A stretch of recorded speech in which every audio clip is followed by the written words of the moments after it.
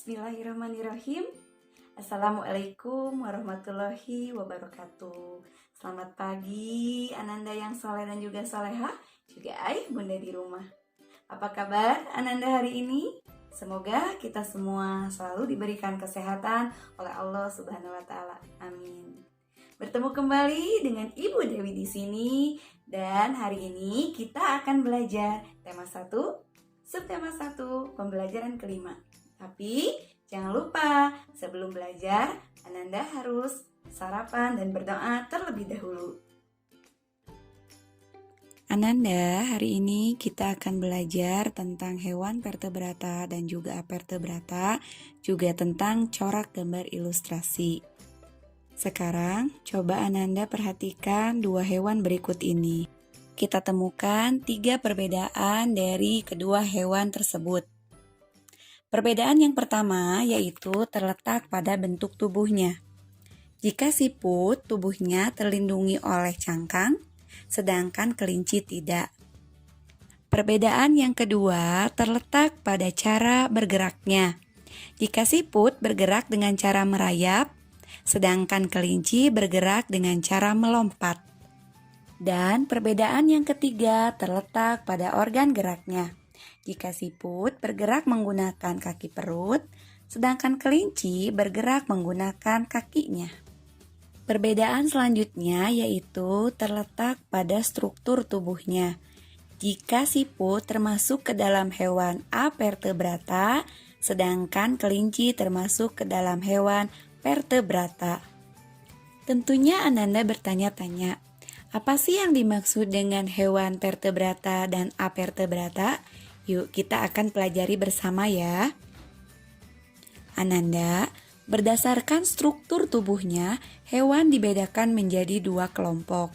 Yang pertama yaitu vertebrata, yang kedua avertebrata atau sering disebut juga dengan invertebrata. Hewan vertebrata adalah jenis hewan yang memiliki tulang belakang. Ciri-cirinya: 1. Memiliki tulang belakang. 2. Susunan syarafnya terletak di dalam sumsum tulang belakang dan berpusat pada otak. 3. Bagian tubuhnya dapat dibedakan jelas antara kepala, badan, dan kaki. 4. Bagian otak terlindungi oleh tulang keras atau tengkorak. Berikut ini adalah kelompok hewan yang tergolong ke dalam vertebrata. Untuk mempermudah Ananda menghafalnya, Ibu singkat dengan AMPAR. A-nya untuk Aves, M mamalia, P untuk Pisces, A-nya amfibi, dan R-nya reptil. Kelompok hewan vertebrata yang pertama yaitu Apes. Apes merupakan kelompok hewan unggas seperti ayam, bebek, burung, dan sebagainya. Kedua, ada mamalia, yaitu kelompok hewan menyusui. Contohnya sapi, kuda, kerbau, kambing, dan lain-lain. 3, yaitu Pisces.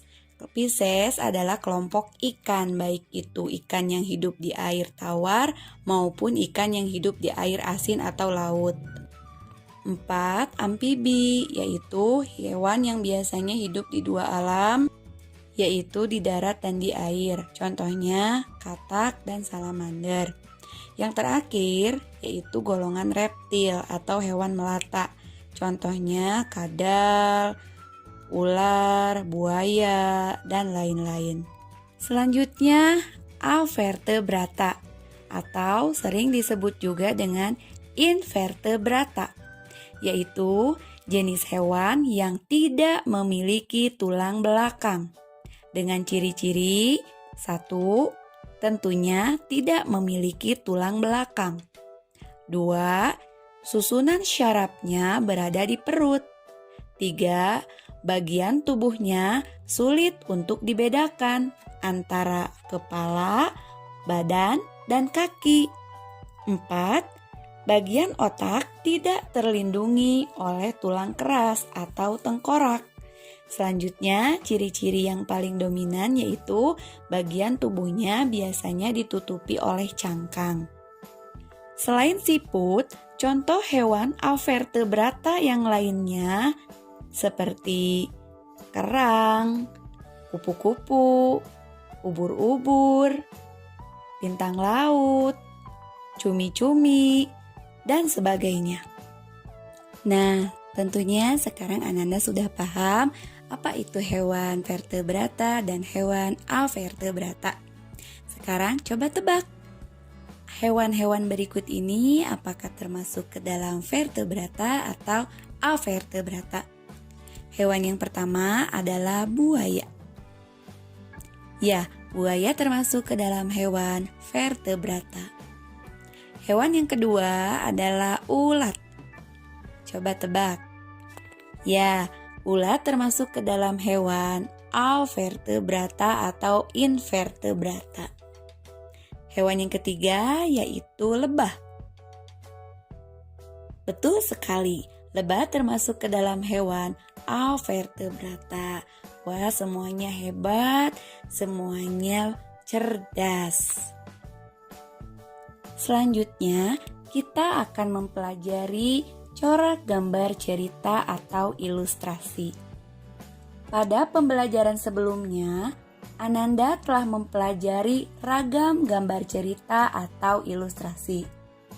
Dalam membuat gambar cerita, Ananda juga harus tahu corak dari gambar cerita atau ilustrasi. Corak gambar cerita atau ilustrasi dapat dibedakan menjadi 4. Yang pertama, realis, 2, karikatur, 3, kartun, 4, dekoratif. Yuk kita pelajari satu persatu ya. Yang pertama ada realis. Realis merupakan gambar yang dibuat seperti keadaan aslinya, baik itu bentuk, ukuran, dan tata letaknya itu tidak diubah sedikit pun, tetap seperti aslinya. Contohnya lukisan. 2, ada karikatur. Karikatur merupakan gambar yang melebih-lebihkan atau mengubah dari objek aslinya. Biasanya, gambar karikatur ini mengandung unsur kritikan atau sindiran dan menyajikan objek dengan karakter yang lucu dan aneh. Coba perhatikan contoh gambar karikatur berikut ini. Lihat, kepalanya lebih besar daripada badannya. Ini termasuk ke dalam contoh gambar karikatur. Yang ketiga, kartun. Wah, kalau ini tentunya favorit Ananda semua ya. Kartun merupakan gambar yang berfungsi untuk menghibur dan berisikan humor. Biasanya gambar kartun ini dapat berupa tokoh binatang atau manusia. Contohnya sebagai berikut. Dan terakhir ada dekoratif.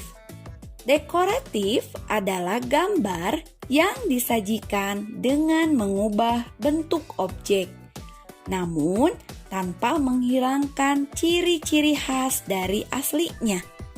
Nah, ini contoh dari gambar dekoratif.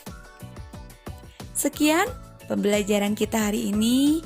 Semoga ada ilmu yang bisa Ananda dapatkan. Jangan lupa tugasnya dikerjakan ya. Tetap semangat, selalu ceria, dan jaga kesehatan. Terima kasih. Assalamualaikum warahmatullahi wabarakatuh.